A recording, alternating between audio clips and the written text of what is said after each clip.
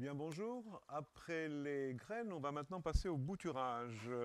Alors voilà un exemple simple sur des plantes là qui sont des cédronelles. Premièrement, on prend des tiges basses. On prend plutôt dans les tiges basses les têtes se bouturant très mal. Donc voilà, on coupe la tige, en voilà une, et immédiatement on la place dans un verre d'eau. Pourquoi? Parce que le grand ennemi, qu'est-ce qui tue les boutures?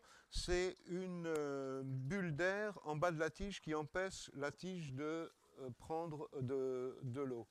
Donc pour éviter ce genre de problème, on les trempe toujours directement dans l'eau, en attendant voilà, de choisir les autres. En voilà une qui a l'air pas mal, toujours dans les tiges basses, une tige assez solide, et hop, directement dans l'eau.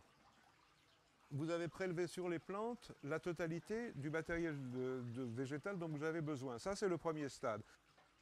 Voilà, donc maintenant, on va commencer le vrai travail de bouturage. C'est-à-dire qu'on examine un petit peu cette plante et on regarde comment on va la bouturer. Bon, il faut toujours qu'il y ait au moins un nœud. C'est de là que vont partir les racines.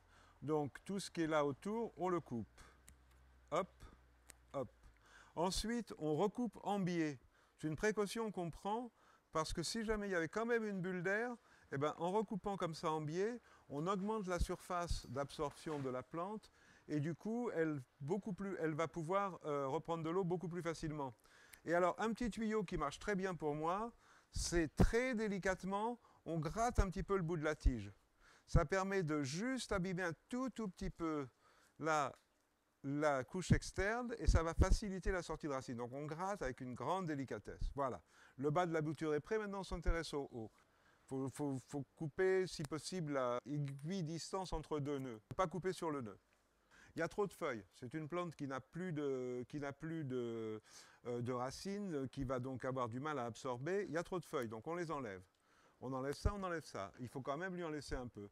Voilà une bouture qui tient à peu près la route. Si on voulait éventuellement, on pourrait même couper au milieu de cette feuille, histoire de minimiser la transpiration pendant les premiers jours. Et de nouveau, on la remet directement dans l'eau. Voilà, vous avez maintenant vos boutures sont prêtes. Qu'est-ce qu'on peut en faire? Il y a deux choses. Où elles sont destinées à aller dans un système hydro, auquel cas, on va les mettre dans l'eau pour éviter d'avoir à s'embêter avec un substrat. Mais qu'est-ce qu'il faut pour qu'elles bouturent? Déjà, il faut un activateur de racines, root booster, c'est ce qui marche le mieux. Donc je vais y mettre une goutte, hop, ça suffit, et c'est même peut-être trop. Voilà, donc si vous faites juste très peu de boutures, il suffit on peut les faire dans un verre, ça suffit, mais ce qui est très important, c'est d'y mettre un petit bulleur. Parce que votre bouture, si elle n'a pas d'oxygène, elle va mourir très rapidement.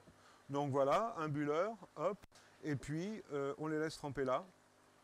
Si vous en avez plus que 5, 6, nous on a un système qui s'appelle cutting board, qui marche exactement pareil, c'est des bulleurs à l'intérieur, et ça vous permet de faire 27 boutures d'un coup.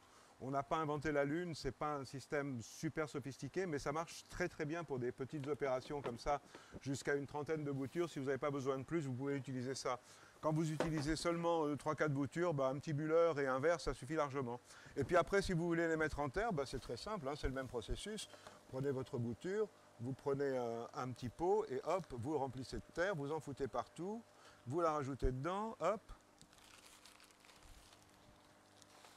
Voilà. De préférence ce Bontero Terra Aquatica qui marche si bien pour tout.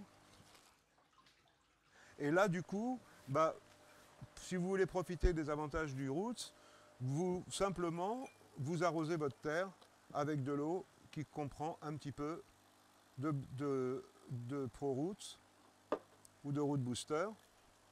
Et voilà. Voilà, c'est terminé, c'est pas plus compliqué que ça. Donc rappelez-vous, ce qui est vraiment important, ne jamais traîner avec les boutures à la main, toujours les mettre dans un verre d'eau, toujours couper un petit peu en biais pour éviter les bulles d'air, et toujours gratouiller un petit peu le bas de la tige, et ne pas laisser trop de feuilles en haut, de manière à ce qu'il n'y ait pas beaucoup de transpiration au départ, jusqu'à ce que les boutures fassent des racines. Voilà, on va les laisser comme ça, et normalement, sur ce type de plante, en 4 à 5 jours, j'ai de la racine qui apparaît. Voilà, merci. À bientôt et bonne culture.